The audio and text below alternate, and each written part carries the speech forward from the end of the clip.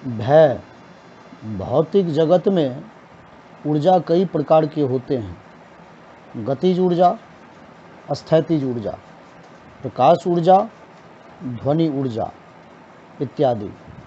वैज्ञानिक ने ऊर्जा के संबंध में कहा कि ऊर्जा का विनाश नहीं होता है, ऊर्जा का रूपांतरण होता है।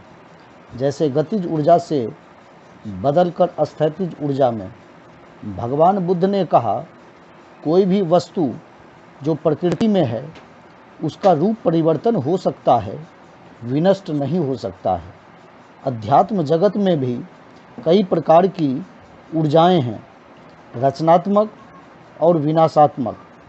रचनात्मक क्षमा, दया, तप, त्याग, समर्पण, करुणा, प्यार। विनाशात्मक ऊर्जा लोभ, मोह, तृष्णा, वासना, भय, अहंकार, क्रोध। उसमें से भय भी एक ऊर्जा है। विपश्यना से विनाशात्मक ऊर्जा को रचनात्मक ऊर्जा में बदला जा सकता है। न्यूटन ने कहा, प्रत्येक क्रिया के बराबर और विपरीत प्रतिक्रिया होती है। इसी सिद्धांत को बुद्ध ने अंगुलीमाल को समझाते हुए कहा था, जो भय तुम दूसरों को दिखाते हो वही भय लौटकर तुम्हारे पास आता है। कोई भी वस्तु उसी रंग की इसलिए दिखती है कि श्वेत रंग में 7 रंग मौजूद है। जब श्वेत रंग किसी वस्तु पर पड़ती है तो शेष 6 रंग को अवशोषित करती है और उस रंग को प्रतिकर्षित करती है। इसी प्रकार जब कोई व्यक्ति भय दिखाता है तो उस दूसरे व्यक्ति के पास भय पहले से मौजूद है, इसीलिए भय को प्रतिकर्षित करता है। भारत विश्व में जन्म से भय का वातावरण तैयार किया जाता है, इसलिए प्रेम मृत प्राय हो जाता है।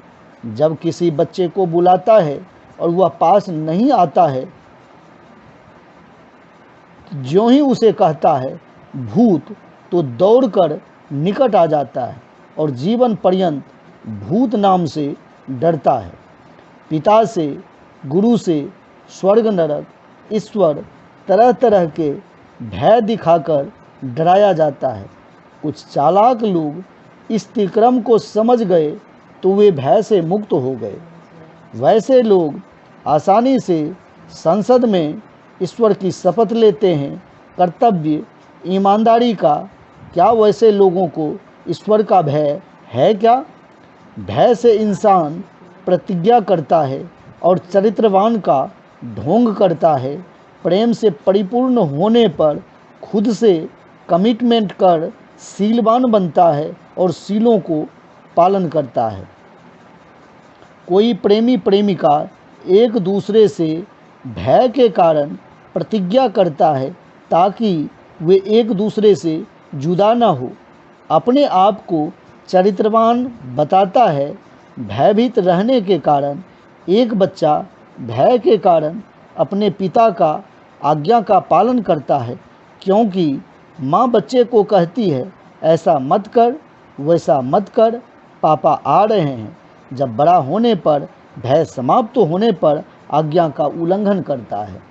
तुलनात्मक बच्चा माँ की आज्ञा का पालन करता है, प्रेम से परिपूर्ण होकर। यही कारण है बच्चे का लगाव माँ से ज़्यादा होता है। भय के बुनियाद पर मानव का अस्तित्व खड़ा किया जाता है, जिनके वजह से मानव का अस्तित्व ही खतरे में है, जबकि इसकी बुनियाद प्रेम से परिपूर्ण होना चाहिए। किसी के डर से पसंद कर सकते हैं, प्रेम नहीं। प्रेम से परिपूर्ण होने पर सारे विकारों से मुक्ति मिल जाती है। मुक्ति के मार्ग पर चल देता है, अरहंत बन जाता है, प्रेम से परिपूर्ण हो जाता है।